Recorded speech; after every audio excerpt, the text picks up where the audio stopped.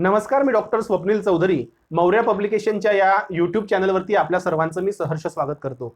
मित्रांनो, BA-MS first इयरला admission घेतल्यानंतर आम्हाला 5 विषय असतात: अष्टांग हृदय, पदार्थ विज्ञान, संस्कृत, शारीर रचना आणि क्रिया शारीर. परंतु जेव्हा आम्ही पदार्थ विज्ञान या विषयाच्या लेक्चरला बसतो, त्यातल्या काही अवघड अशा टर्मिनॉलॉजी ऐकतो, तेव्हा आमच्या मनामध्ये एक गोष्ट घट्ट रुतून बसते, ती म्हणजे पदार्थ विज्ञान हा अतिशय अवघड विषय आहे.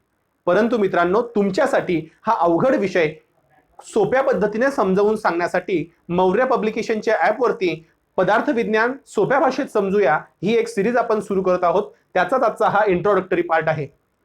सगळ्यात पहिले आपण आज समजून घेणार आहोत पदार्थ विज्ञान म्हणजे नेमकं काय, पदार्थ विज्ञान आम्हाला परीक्षेसाठी किती महत्त्वाचं आहे, आमच्या चिकित्सेमध्ये किती महत्त्वाचं आहे, आणि सगळ्यात महत्त्वाचं पदार्थ विज्ञान आमच्या आयुष्यामध्ये किती महत्त्वाचं आहे. हे समजून घेण्याच्या पूर्वी पहिली स्टेप आपल्याला जी करायची आहे की पदार्थ विज्ञान या विषयाविषयी आमच्या आयुर्वेदाच्या विद्यार्थ्यामध्ये फर्स्ट इयरला काही गैरसमजुती डोक्यामध्ये घट्ट रुतून बसतात आणि त्या अंतिम वर्षापर्यंत आणि प्रॅक्टिसमध्येही तशाच राहतात. त्यामुळे हा क्लिष्ट, अवघड, रूढ असा वाटत जाणारा पदार्थ विज्ञान विषय आम्ही त्याच्यापासून नेहमीच लांब राहतो. तर मित्रांनो, आपण आधी या आपल्या गैरसमजुती दूर करूया. सगळ्यात पहिली गैरसमज जो पदार्थ विज्ञान या विषयाविषयी आहे तो आहे की हा रट्टा मारून पास होण्याचा विषय आहे. म्हणजे समजत नसलं तरी तुम्ही काय करायचं, पदार्थ विज्ञानचं पुस्तक समोर ठेवायचं, त्यातल्या काही श्लोक पाठ करायच्या, काही व्याख्या पाठ करायच्या, परीक्षेमध्ये इथे घोकायच्या आणि परीक्षेत जाऊन ओकायच्या. ही एक गैरसमज खूप चुकीची आहे. कारण की आम्ही जेव्हा रट्टा मारू तेव्हा आम्हाला त्याचा अर्थ कळणार नाही आणि पुढे सेकंड इयर, थर्ड इयरला जेव्हा आम्ही संहितांचं वाचन करू किंवा अष्टांग हृदय फर्स्ट इयरला आम्ही शिकू, तेव्हा आमच्या काही कन्सेप्ट क्लिअर नसल्या तर आम्हाला पदार्थ विज्ञान शिकून हा शून्य फायदा होतो. त्यामुळे पहिली जी चुकीची समजूत आहे की रट्टा मारून पास होण्याचा विषय, ती आम्ही आधी आमच्या डोक्यातून काढली पाहिजे. दुसरी, पदार्थ विज्ञान या विषयाचं महत्व हे फक्त परीक्षेमध्ये असतं. तर मित्रांनो, ही अतिशय महत्वाची गैरसमजूत तुमच्या डोक्यात घट्ट रुतून बसली असेल तर ती आजच बाहेर काढा. पदार्थ विज्ञान हा विषय तुमच्या आयुष्यामध्ये आणि तितकाच प्रॅक्टिसमध्ये देखील उपयोगाचा आहे. तो कसा उपयोगाचा आहे हे पुढील लेक्चरमध्ये आपण पाहणार आहोत. तिसरा, BA-MS ला ऍडमिशन घेतल्यानंतर बरीचशी मुलं ही इंग्लिश मीडियमची देखील असतात आणि पदार्थ विज्ञान हा पूर्णपणे हा मराठी, हिंदी, संस्कृत भाषेमध्ये विषय असल्यामुळे इंग्लिश मीडियमच्या विद्यार्थ्यांना तो अतिशय अवघड जातो. परंतु इंग्लिश मीडियमचे विद्यार्थी जरी आजचं हे लेक्चर ऐकत असतील तरी त्यांना माझं सांगणं आहे, पदार्थ विज्ञान हा विषय तुमच्यासाठीही अतिशय सोप्या भाषेत तुम्ही समजून घेऊ शकतात.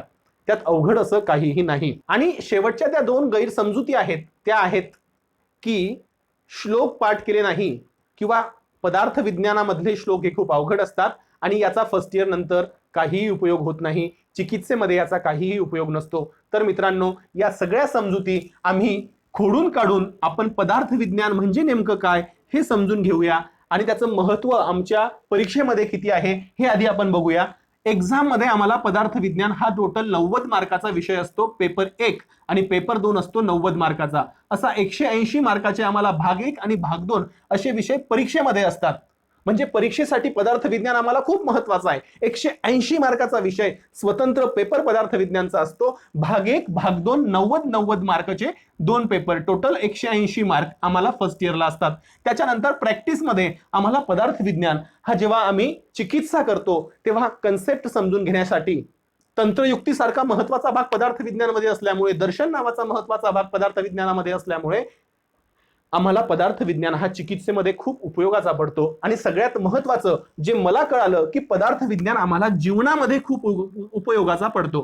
पदार्थ विज्ञान हा जीवनामध्ये देखील आम्हाला खूप उपयोगाचा पडतो. आम्हाला पदार्थ विज्ञानाचं जीवनामध्ये काय महत्व आहे तर विद्यार्थी मित्रांनो, आमच्या भाग 1 ची सुरुवात ही दर्शन या चॅप्टरने होते.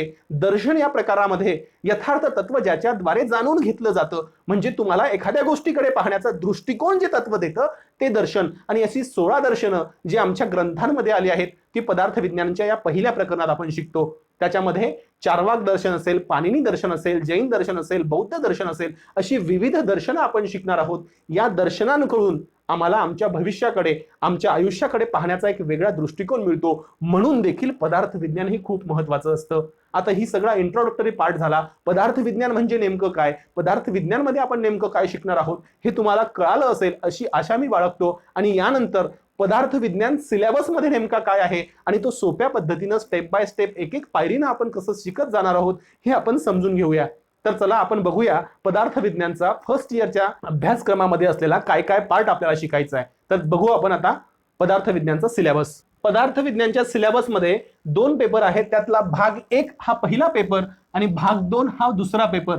तर भाग 1 तुम्हाला मगाशी सांगितल्याप्रमाणे आम्हाला 90 मार्कांसाठी असतो. 90 गुणांसाठी आम्हाला भाग 1 असतो आणि 90 गुणांसाठी भाग 2 असतो. या 90 गुणांसाठी आम्हाला काय शिकायचं आहे, तर पहिल्या प्रकरणाचं नाव आहे दर्शन.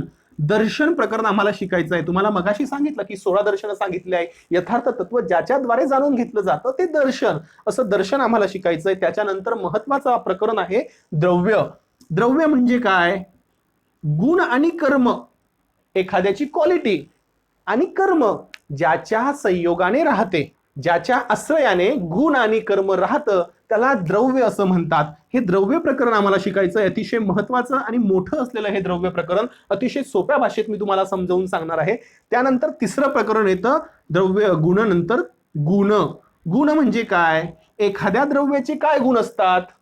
जसे 20 गुण तुम्ही पदार्थ विज्ञानमध्ये कधी वाचलं असेल तर 20 गुण सांगितलेत. अष्टांग हृदयमध्ये 20 गुण सांगितलेत. लघु, गुरु, शीत, उष्ण हे एखाद्या पदार्थाचे द्रव्याचे गुण असतात. हे गुण आपल्याला शिकायचे आहेत. त्यानंतर चौथं आहे कर्म. कर्म म्हणजे काय, ते कोणती क्रिया घडवून आणतं याला आपण कर्म म्हणतो. हा चौथं प्रकरण आपल्याला शिकायचं आहे कर्म. याच्यानंतर छोटे आणि पण परीक्षेमध्ये LQ साठी येणारे काही महत्वाचे पॉइंट आहेत. सामान्य. सामान्य आता तुम्हाला वाचताना असं वाटत असेल की हे नेमकं काय आहे, तर घाबरून जायचं कारण नाही. अतिशय सोपा असा हा सिलेबस मधला पार्ट आहे. सामान्य म्हणजे समान. समान एक आपण जेव्हा आधारभूत सिद्धांत पदार्थ विज्ञानचे बघू तेव्हा किंवा तुम्ही क्रियाशारीमध्ये आधारभूत सिद्धांत वाचले असतील, समानाने समानाची वृद्धी, त्याच्यामधला हा सामान्य. त्याच्यानंतर काय, तर 6वा विषय आहे विशेष म्हणजे विरुद्ध. हे आज जरी या टर्मिनॉलॉजी पहिल्या लेक्चरमध्ये तुम्हाला अवघड वाटत असतील तरी आपण जेव्हा एक एक लेक्चर हे शिकू तेव्हा अतिशय सोप्या करून मी तुम्हाला सांगणार आहे. सामान्य, विशेष, समवाय हे 7 प्रकरणं आपण अतिशय सोप्या पद्धतीनं या ठिकाणी शिकणार आहोत. आणि 8वं प्रकरण जे शेवटचं प्रकरण, अगदी लहान असलेलं प्रकरण परंतु परीक्षेच्या दृष्टीने आणि आमच्या कन्सेप्टच्या दृष्टीने महत्वाचं असलेलं प्रकरण म्हणजे अभाव. हे अभाव प्रकरण देखील आता ऐकायला मोठं ते विचित्र नाव वाटत असलं तरी अभाव हा देखील खूप सोपा टॉपिक आहे. तो आपण खूप चांगल्या पद्धतीने समजून घेऊ. आता हा झाला भाग 1. ह्या भाग 1 मध्ये आम्ही हे 8 प्रकरण शिकले. दर्शन, द्रव्य, गुण, कर्म, सामान्य, विशेष, समवाय आणि अभाव. हा भाग 1 तुम्हाला 90 मार्कासाठी आहे. तर आपण आता समजून घेऊया पदार्थ विज्ञान नेमकं भाग 1 हा पेपर परीक्षेमध्ये कशा स्वरूपाचा असतो. तर तुम्हाला LQ असतात, SAQ असतात आणि हा SAQ 5 मार्कसाठी असतो. हा LAQ 15 मार्कसाठी असतो आणि अजून छोटे SAQ असतात ते असतात तुम्हाला 3 मार्कसाठी. म्हणजे 15 मार्कचे तुम्हाला 3 LAQ लिहायचे असतात, 5 मार्कचे तुम्हाला 6 SAQ लिहायचे असतात आणि 3 मार्कचे तुम्हाला 5 SAQ लिहायचे असतात. म्हणजे इथे 45 मार्क, इथे 30 मार्क आणि हे 15 मार्क. 45, 30, 15 बरोबर 90 मार्क. असा एक 90 मार्काचा पेपर तुम्हाला असतो. याच्यामध्ये तुम्हाला एक LAQ एक्स्ट्राचा मिळतो, SAQ एक एक्स्ट्राचा मिळतो आणि छोटा SAQ एक एक्स्ट्राचा मिळतो. म्हणजे ऑर साठी तुम्हाला 3 प्रश्न असतात. परंतु हा 90 मार्कचा सिलेबस जेव्हा आम्ही या 8 प्रकरणांमध्ये कव्हर करायला जातो त्याच्यामुळे काही ठरलेले प्रश्न असतात. ते देखील तुम्हाला मी सांगेल की या प्रकरणावरती LAQ जास्त करून विचारला जातो. तेही आपण पुढच्या भागामध्ये समजून घेणार आहोत. आणि आता आपण याच्यानंतर बघूया आपला भाग 2. भाग 2 या पेपरमध्ये काय बरं नेमकं आहे, तर भाग 2 हा पेपर तितकाच महत्वाचा आमच्यामध्ये या सिलेबसमध्ये देण्यात आलेला आहे. भाग 2 पेपरची सुरुवात ही होते आपल्या प्रमाणांनी. प्रमाण म्हणजे काय, आम्ही ज्याच्याद्वारे जाणून घेऊ शकतो किंवा प्रमाण म्हणजे काय, आमची परीक्षा पद्धती. प्रमाण म्हणजे काय, एखादी गोष्ट जाणून घेण्याचं मार्ग म्हणजे प्रमाण. मग ते प्रमाण किती सांगितले आहेत, तर भाग 2 या पेपरची सुरुवात होते प्रमाणांनी. त्यातलं पहिलं प्रमाण आहे प्रत्यक्ष प्रमाण. प्रत्यक्ष म्हणजे काय बरं, आम्हाला जे दिसतं, जे दिसतं ते प्रत्यक्ष प्रमाण. दुसरं काय, अनुमान प्रमाण. अनुमान प्रमाण. अनुमान म्हणजे काय, अनुमान म्हणजे आम्ही काहीतरी तर्क लावतो. अनुमान म्हणजे काय, आम्ही सोप्या भाषेत सांगायचं आम्ही काहीतरी अंदाज लावतो. हा अंदाज प्रमाण म्हणजे अनुमान प्रमाण. आणि तिसरं आहे युक्ती प्रमाण. युक्ती. युक्ती म्हणजे काय? बुद्धीद्वारे जी योजली जाते ती युक्ती. चौथं काय आहे? आप्तोपदेश. आप्तोपदेश. आप्तोपदेश. आप्तोपदेश म्हणजे काय? आप्त आणि आप्तांचा उपदेश. आप्त म्हणजे कोण? याची एक व्याख्या आपल्या संहितेमध्ये आहे. आप्त आमचे गुरु असतील, तज्ज्ञ असतील, ते आप्त किंवा ग्रंथ असतील, हे आप्त आणि त्यांनी केलेला उपदेश म्हणजे आप्तांनी आम्हाला जे जे सांगितलं आहे ते आम्हाला आप्तोपदेश प्रमाणामध्ये समजून घ्यायचंय. पाचवं काय आहे? उपमान प्रमाण. काय आहे? उपमान प्रमाण. सहावा भाग काय आहे?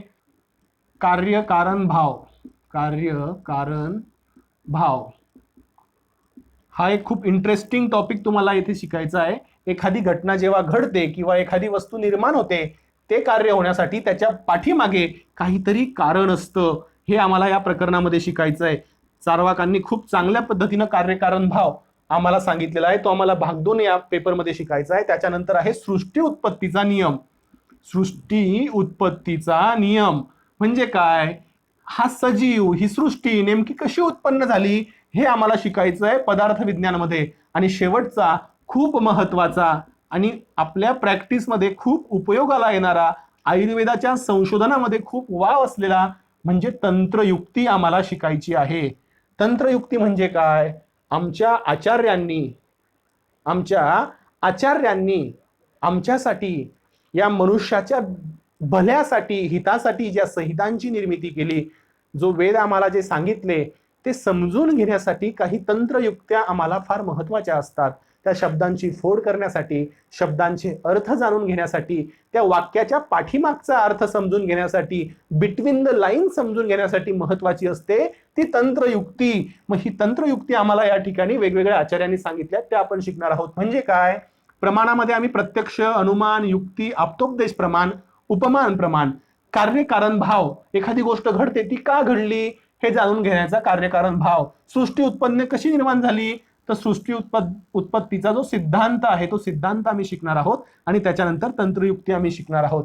मित्रांनो, आयुर्वेदाची सुरुवात करताना जर तुम्ही वैद्यकीय सुभाषितमाला उघडली तर त्याच्यामध्ये पहिलं सूत्र आहे हिताहितम सुखम दुःखम आयुस्तस्य हिताहितम मानंच तंच यत्रोक्त आयुर्वेदस उच्यते. अर्थात आपल्या आयुष्यासाठी जे हितकर आहे आणि जे हितकर नाही याचं वर्णन ज्याच्यामध्ये केलेलं आहे तो म्हणजे आयुर्वेद. आणि म्हणून मित्रांनो, हे हितकर अहितकर समजून घेण्यासाठी, आमच्या आयुष्यासाठी चांगलं काय वाईट काय हे समजून घेण्यासाठी, प्रॅक्टिसमध्ये उतरल्यानंतर रुग्णासाठी हितकर काय, रुग्णासाठी अहितकर काय हे समजून घेण्यासाठी हा पदार्थ विज्ञान नावाचा विषय आम्हाला खूप महत्वाचा आहे. परीक्षेमध्ये जरी तो 180 मार्क्ससाठी असला तरी प्रॅक्टिस आणि आमच्या आयुष्यामध्ये तो फार महत्वाचा आहे. मी आशा आणि अपेक्षा अशी करतो की हे इंट्रोडक्टरी लेक्चर तुम्हाला समजलं असेल. समजलं नसेल तरी कमेंटमध्ये तुमच्या ज्या सूचना असतील, जे डाऊट्स असतील ते विचारा, ते आम्ही दूर करू. आणि याच्यानंतर पुढच्या लेक्चरमध्ये भाग 1 मधील आणि भाग 2 मधील पहिल्या प्रकरणाला आपण सुरुवात करू. तुम्ही लॉकडाऊन लागलेला आहे, घरी बसल्या बसल्या आरामामध्ये ही प्रकरणं अतिशय सोप्या भाषेत समजावून घेऊ शकता. हे लेक्चर पाहिल्याबद्दल तुमचे मनापासून थँक्यू, धन्यवाद.